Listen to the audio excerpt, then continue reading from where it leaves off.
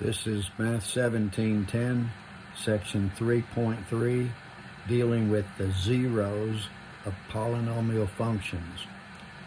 Starting out with what we call the factor theorem, it says that x minus k, which represents a generic factor, that is a factor of a particular polynomial if and only if f of k is equal to 0, or the remainder is 0 when you do synthetic division.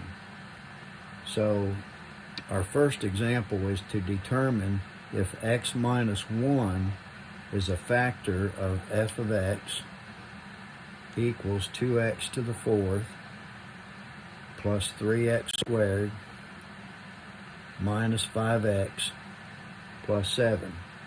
So we're going to do synthetic division on this. We'll first set this factor equal to 0. X minus 1 equals 0. So x equals 1. That tells us that 1 goes outside the synthetic division symbol. Then we put our coefficients 2. Since there's no x cubed, we put a 0, then a 3, a negative 5, and a 7. Then we do our synthetic division. Bring down the 2. Take this 2 times the 1. Add the column and get 2. Again, take the 2 times the 1. That's 2 plus 3 is 5. 5 times 1 is 5. Minus 5 gives me 0. And 0 times 1 is 0. Plus 7 is 7. So the remainder is 7. So that tells me that x minus 1 is not a factor, because the remainder did not come out to be 0. Our second example says to determine whether x minus 1 is a factor of f of x equals 3x to the fifth minus 2x to the fourth plus x cubed minus 8x squared plus 5x plus 1. So again, we'll set the factor equal to 0. X minus 1 equals 0. X is 1. 1 goes out in front of the synthetic division symbol. Inside we put a 3, a negative 2, a 1, a negative 8, a 5, and a 1. Bring down the 3. 3 times 1 is 3 minus 2 is 1. 1 times 1 is 1 plus 1 is 2. 2 times 1 is 2 minus 8 is negative 6. Negative 6 times 1 is negative 6 plus 5 is negative 1. Negative 1 times 1 is negative 1 plus 1 is 0. So this time the remainder come out to be 0, so this is a factor. X minus 1 is a factor.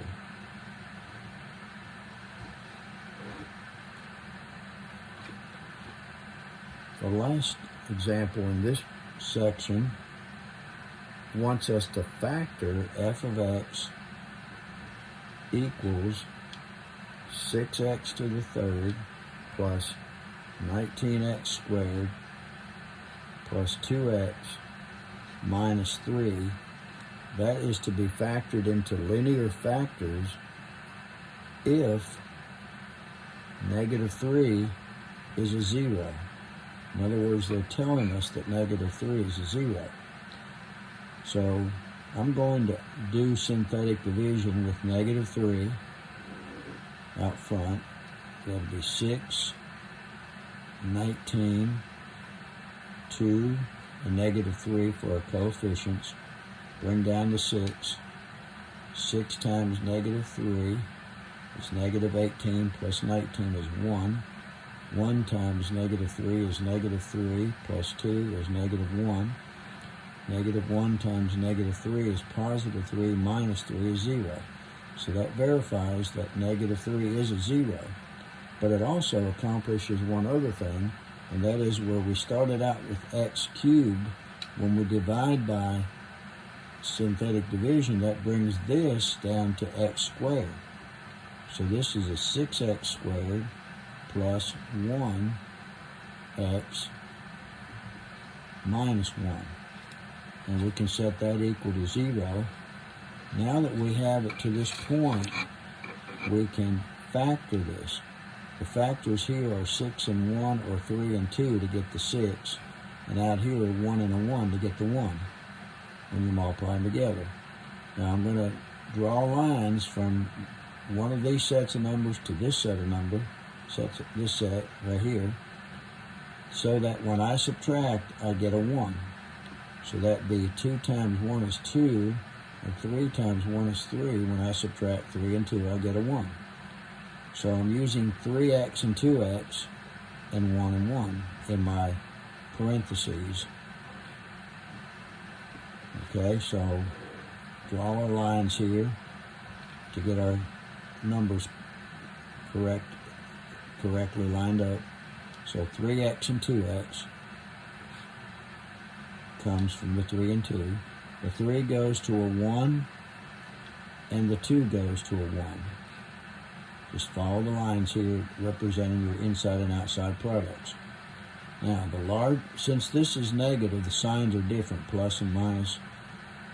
This larger product gets the sign that's in the middle, which is plus. So the 3 gets a plus, which comes from here, and this one gets a minus. So here's a factor, and here's a factor. We already know that negative 3 is a 0, so that means that x is negative 3. If we add 3 to both sides, we get x plus 3 equals 0, so there's another factor. So there's 1, 2, 3 factors. So f of x can be written as x plus 3 in parentheses times 3x minus 1 in parentheses times 2x plus 1 in parentheses. So there's 3 linear factors. And we would expect that to be the case because x was originally to the 3rd power, so that means there's 3 factors. All right, we're going to go then to what is called the rational zero theorem, which says that if P over Q is a rational number, and of course rational numbers are numbers that can be written as fractions, and this of course is definitely a fraction, but the word rational starts with the word ratio, and one of the ways you can write a ratio is as a fraction. So any number that can be turned into a fraction is considered to be rational. So if a rational number is written in lowest terms, and if P over Q is a 0 of a particular function, then P is a factor of the constant term, which is the last term, and Q is a factor of the leading coefficient. So for this first example, it says to list all the factors of f of x equals 6x to the 4th plus 7x cubed minus 12x squared minus 3x plus 2. So this is P, the constant, and this is Q. So Q is 6 and P is 2. So what we do is we list all the factors of 2. What numbers go into 2? Well, plus and minus 1 and plus or minus 2. Both of these go into 2. The factors of Q are plus or minus 1, plus or minus 2, plus or minus 3, and plus or minus 6. All these numbers go into 6. Now we're going to do P over Q. To do that, we're going to take each of the numbers for P and put it over each of the numbers for Q. So 1 over 1 is plus or minus 1. 1 over 2, plus or minus 1/2. 1 over 3, plus or minus 1/3. And 1 over 6, plus or minus 1 over 6. Now we can do it with the 2. 2 over 1 is plus or minus 2. 2 over 2 is 1, but we already have that one. 2 over 3 we don't have, plus or minus 2 over 3. And 2 over 6 we already have because that's the same as 1/3. So these are all the possible zeros of the function we started with up here. So there's 1, 2, 3, 4, 5, 6 different numbers with a plus or minus makes 12 possible zeros.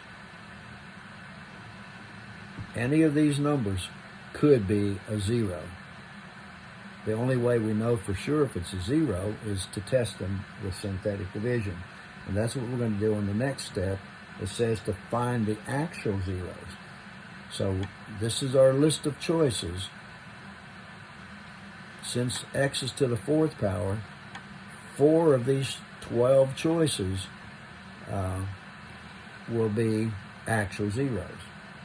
So I'm going to suggest that we do the whole numbers first. So we'll start with 1.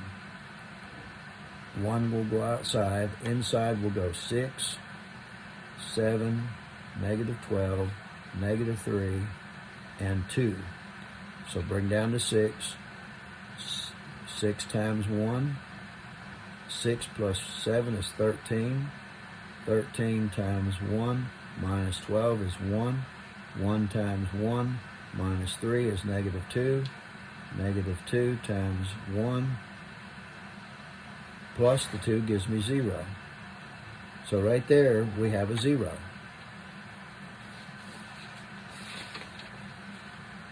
Now, once we get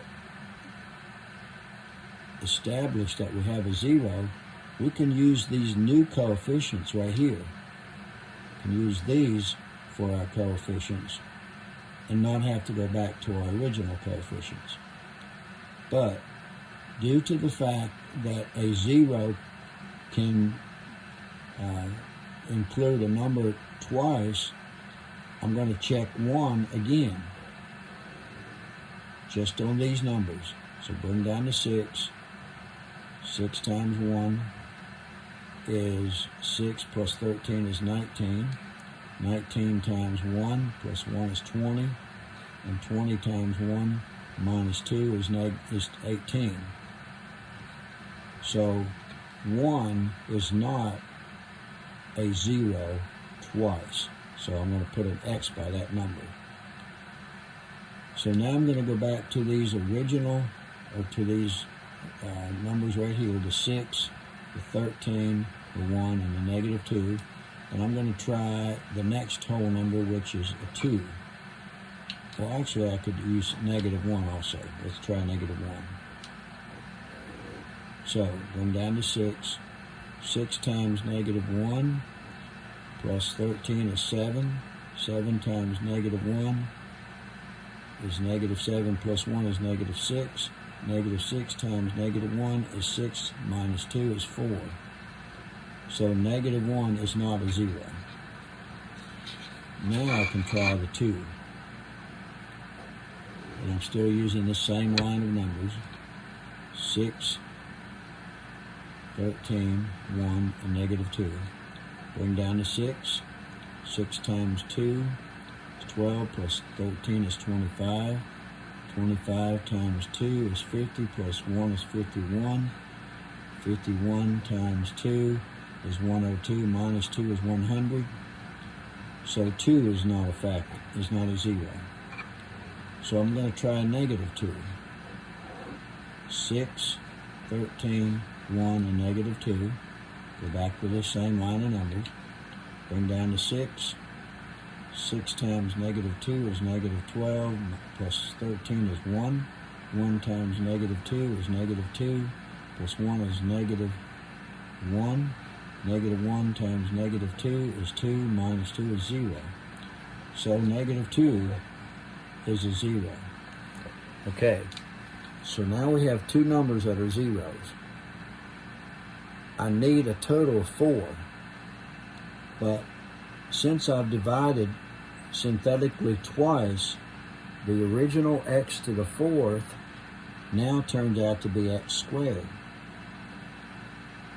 So that gives me, let me put this on another sheet of paper. That gives me 6x squared plus x minus 1. Okay, let me show you where I got that. 6x squared plus x minus 1. Alright, so I'm going to factor that. 3 and 2, 6 and 1, 1 and 1. So I need my factors to subtract and give me a 1. So 3 times 2 is 2, and 3 times 1 is 3. They subtract to give me a 1. So 3x and 2x, and I'll draw my lines to represent my inside and outside products. The 3 goes to a 1, and the 2 goes to a 1. The larger product gets the plus, so there's the plus, and there's the minus. So I can now set these factors equal to 0 and solve for x. 3x is 1, so x is 1/3. Here 2x is equal to -1, so x is -1/2. So there's a 0, there's a 0, and we had 2 previous zeros, which were 1 and -2. So we now have 4 zeros. Now, when I got my polynomial down to x squared, which is what I got right there, instead of doing synthetic division and trying to find more zeros that way, I just do it by factoring. So once I get it down to x squared, it's quadratic, I can factor it. But the original 2 zeros I got by synthetic division. All right, so we want to look then at another example here.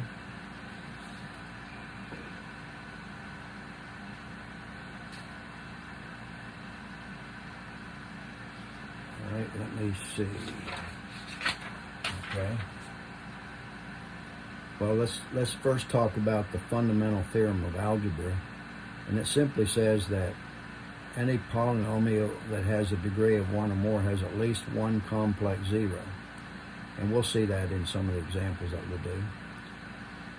The other theorem that's on page 39 there is the number of zeros theorem, and I've already been talking about that, and that is a polynomial that has a degree of n has at most n zeros. So for our first example here, we're going to look at finding a function that is degree 3, so d is 3. The zeros are x is -1, x is +2, and x is 4.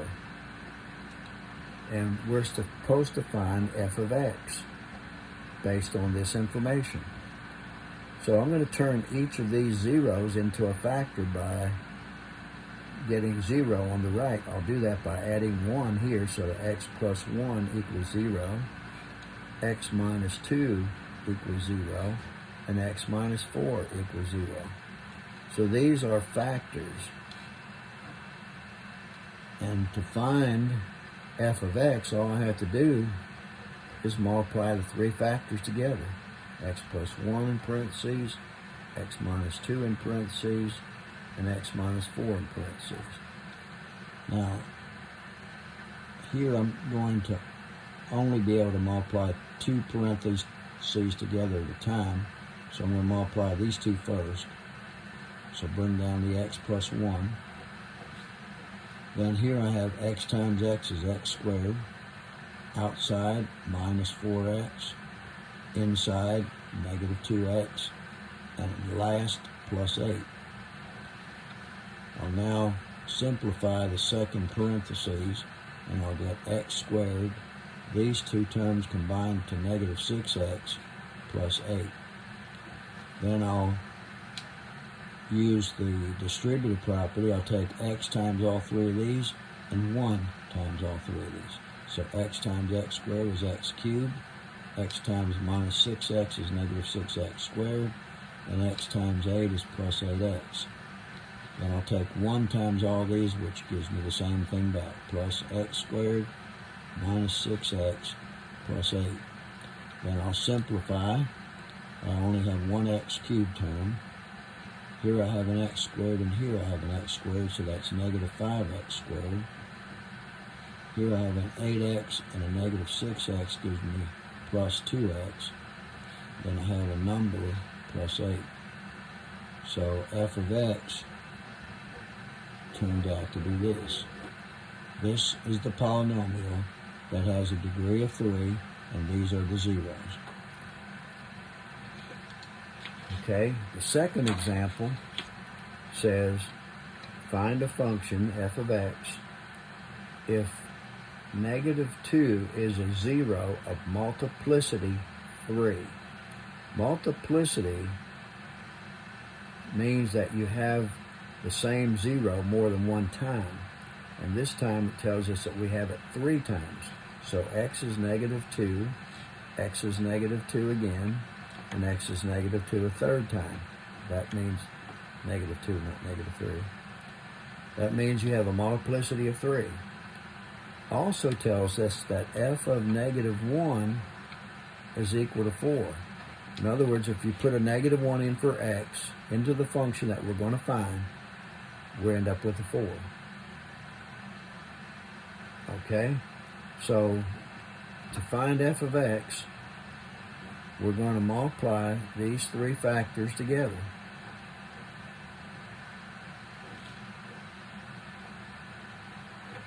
If we do that, we have a 1, a 1, and a 1. So we're going to get an x cubed when we're done. But it won't always be a 1x cubed, so we have to put an a in here to represent whatever the number could be other than 1. So I'm going to put a negative 1 in for x and solve for a. So that's negative 1 minus 2, negative 1 minus 2 again, and negative 1 minus 2 a third time. Oh, I'm sorry. It's not a negative 1, it's a plus 1. So these will be plus 1s. Plus 1, plus 1. All right? So, also need to make one other adjustment because I need to make these into factors. This will be x plus 2 equals 0, x plus 2 equals 0, and x plus 2 equals 0. So this actually should be x plus 2 all the way through here. All right, so plus, plus, and plus. So we have a negative 2 for the 0. Oh, I'm looking at it again. I looked at that wrong. That should be a negative 1 after all. So this is negative 1, negative 1, and negative 1. All right, I hope I haven't confused you, but I did need to make these into factors, which is where I got the x plus 2. And I do need to put a negative 1 in there. So that gives me a times 1 times 1 and times 1. And that all equals 4. Because f of negative 1 equals 4. So, a equals 4. So my polynomial will look like this. F of x equals 4 times x plus 2 times x plus 2 times x plus 2. Like I did before, I'm going to multiply the last 2, bring down the others. So that's x squared plus 2x plus another 2x and plus 4. Then I'll combine like terms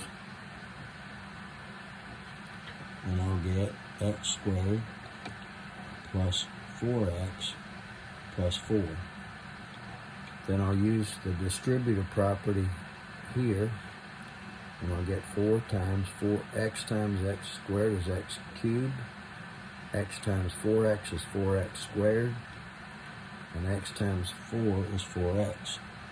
Then I'll multiply everything by 2, and I'll get plus 2x squared plus 8x plus 8. Then I'll combine like terms. I have an x cubed, here I have a squared, and here I have a squared, so that's 6x squared. Here I have an x, and here I have an x, so that's 12x, and plus 8. Then I'll multiply everything by 4. 4x cubed plus 24x squared plus 48x plus 32. There's my f of x. So I had 3 zeros of -2. I turned them into factors. I multiply those factors together, but I insert this a because it doesn't have to be a 1x cubed. I solve for a by putting -1 into the line right here. Put it into that line. -1, -1, -1, -1, and plus 2 in each case, which always come out to 1. And a would equal 4, and that's where I got this 4. So I just have to multiply everything out, which is somewhat of a long process, but in the end you get the polynomial that you're looking for. At the bottom of page 39, you'll see some properties of congruence. This has to do with complex numbers, and it talks about something called a conjugate. For example, if 3 plus 4i is a complex number, then 3 minus 4i, which is where you change the signs right here, right there and right there. You just change the signs. So these two are conjugates of each other. And there are some properties. We're not real interested in those properties all that much. Okay, we're going to look then on page 40 at some other considerations here. It says find a polynomial function of least degree with only real coefficients and zeros, 3, so x is 3, and x is also 2 plus I. So since conjugates, or complex numbers, I should say, since complex numbers come in pairs, then x is also equal to 2 minus I. All right? So what we're going to do is say that f of x, well, let's first turn these into factors. This is x minus 3 equals 0. Subtract from both sides. X minus 2 minus I equals 0. And x minus 2 plus I equals 0. So here are the 3 factors that I'm underlining here. So f of x equals x minus 3 times x minus 2 minus I times x minus 2 plus I. I'm going to multiply these two first because when I do that, the I part of it will be eliminated. So bring down the x minus 3. So x times, I'm going to use the distributive property. X times x is x squared. X times -2 is -2x. And x times I is ix. Then I'll multiply everything by the -2. So that's -2x. I'm going to put it under this in columns. Plus 4 in a separate column, and minus 2i in a third column. Then I'll do the I. Negative ix, I'll put that in this column. Plus 2i, I'll put that in this column. And minus I squared. Okay? So these cancel, and these cancel.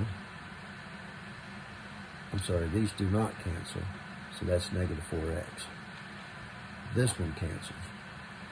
So I have x minus 3 times x squared minus 4x plus 4. Then I have to deal with this I squared. Now I squared equals negative 1. So negative I squared would equal positive 1. So I'm going to add that 1 right there. Then I'll simplify one more time by combining like terms. X squared minus 4x plus 5. So I have eliminated the I because I multiplied these two complex factors together. Now I'm going to take x times all three of these. The x cubed minus 4x squared plus 5x. And negative 3 times all of them would be negative 3x squared plus 12x and minus 15. So I'll combine like terms. X cubed minus 7x squared plus 17x minus 15, and that will be my f of x. Okay. We have one more example on this page that we're going to look at. It says find all the zeros of this function f of x equals x to the 4th minus 7x cubed plus 18x squared minus 22x plus 12. And it says that 1 minus I is a 0. Okay? Which means that 1 plus I is also a 0. And the reason again is that complex zeros come in pairs as conjugates. So we're going to do synthetic division starting with 1 minus I. Here we have a 1. Now spread your numbers out because the fact that it's a complex number.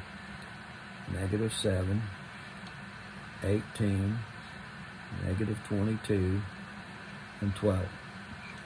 So bring down the 1. That's 1 minus I. Take 1 minus I times 1 minus I again. We can do that on the calculator. And that will give us, I'll tell you in just a minute, 1 minus I times 1 minus I gives me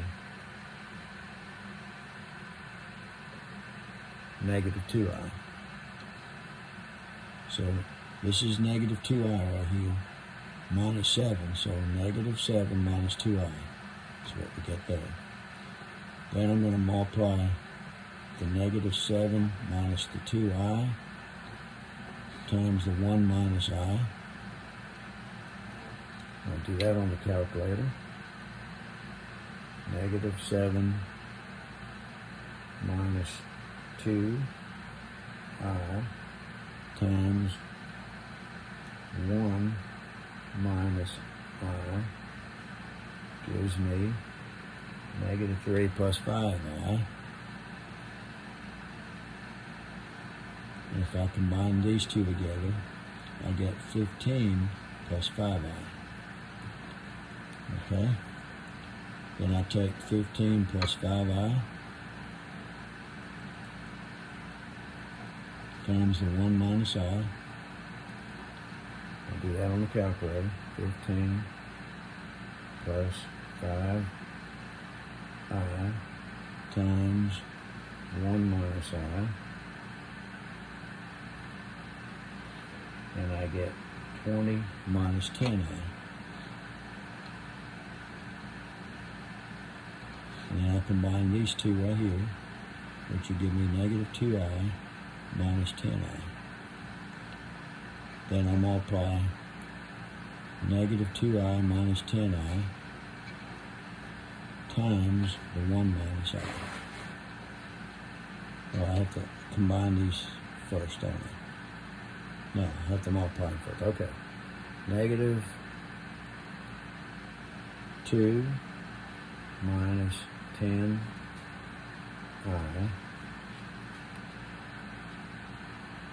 times 1 minus I. And I get, apparently I did something wrong. I need to do that over. Negative, let's see, I think I forgot to put in my parentheses. Negative 2 minus 10i times 1 minus I.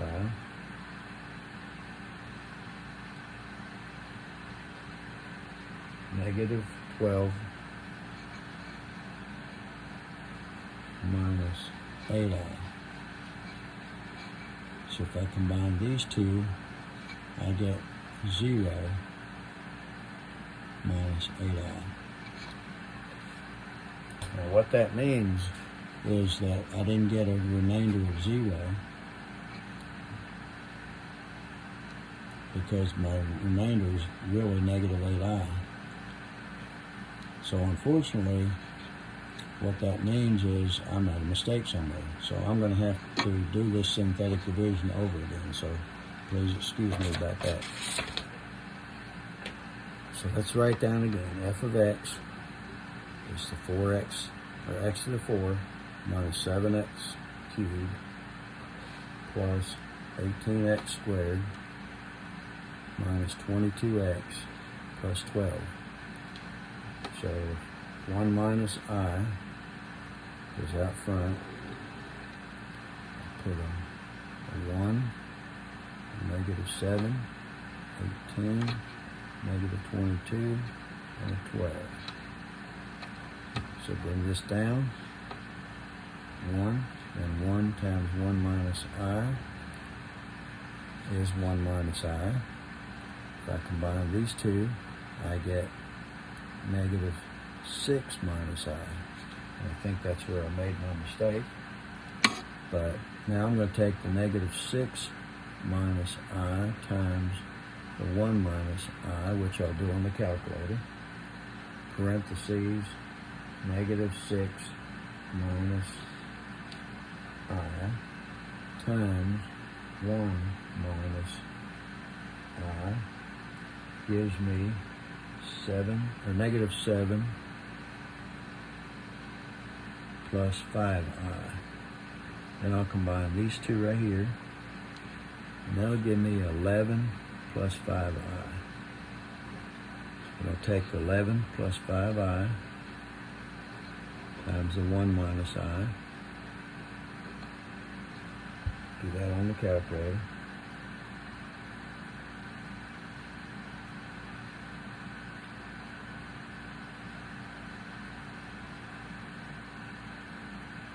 And I get 16 minus 6i. And then I'll combine these two, and I'll get negative 6 minus 6i. And I'll take that times the 1 minus I.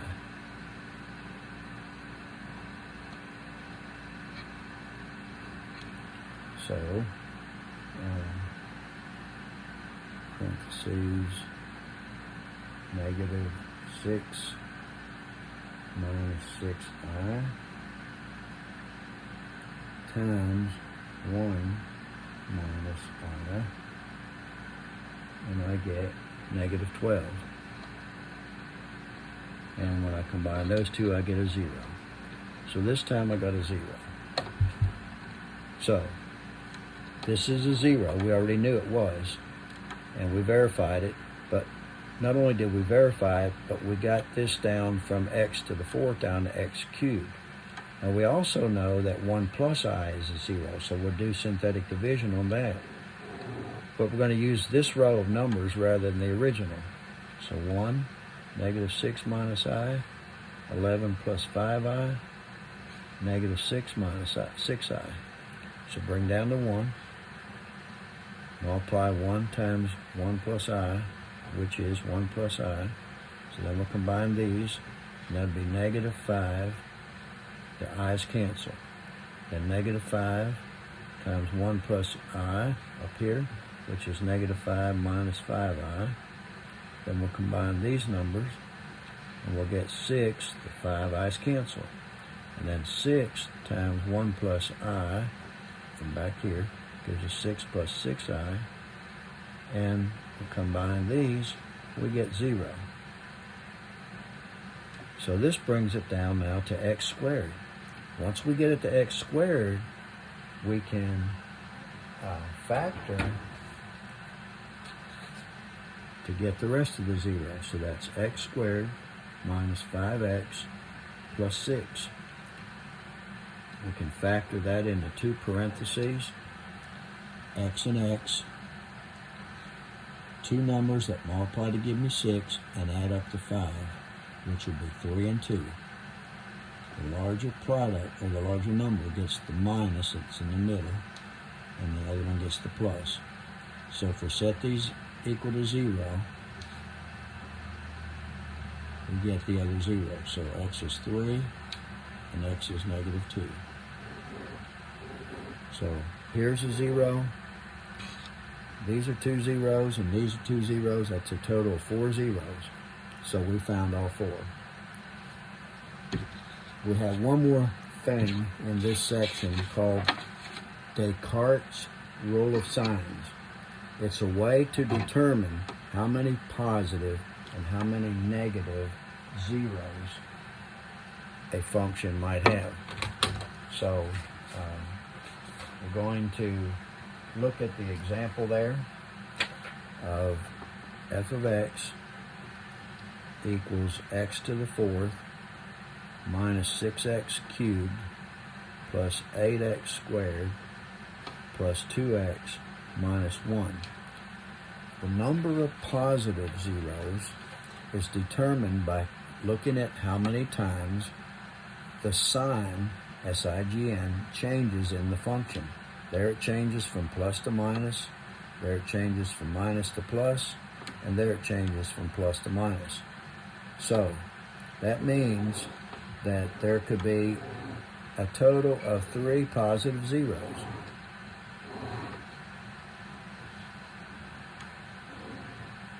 And we want to look at how many negative and how many complex.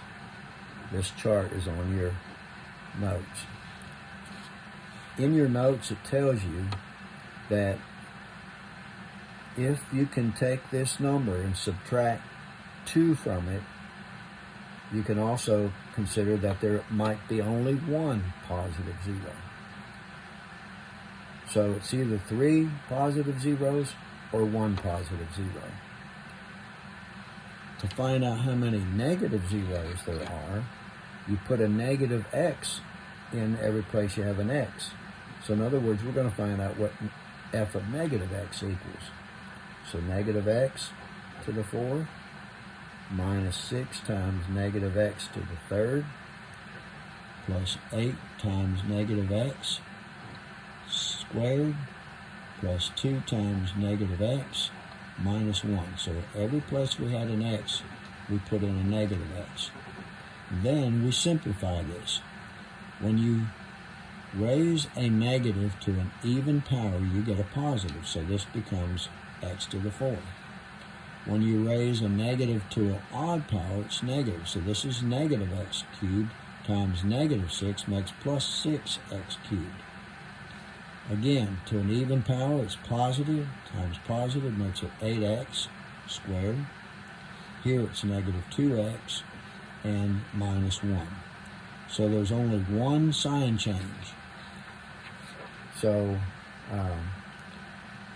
we can put 1 in for the number of negative sign changes. You cannot subtract 2 from a 1, so we have to keep this as a 1. But each line should add up to the power up here, which is 4. So if we have a 3 and a 1, that's already 4, so there's no complex. This has to add up to 4. If this is a 1 and this is a 1, this has to add up to 2. And remember, complex always comes in pairs, either 2 or 4 or 6 or whatever.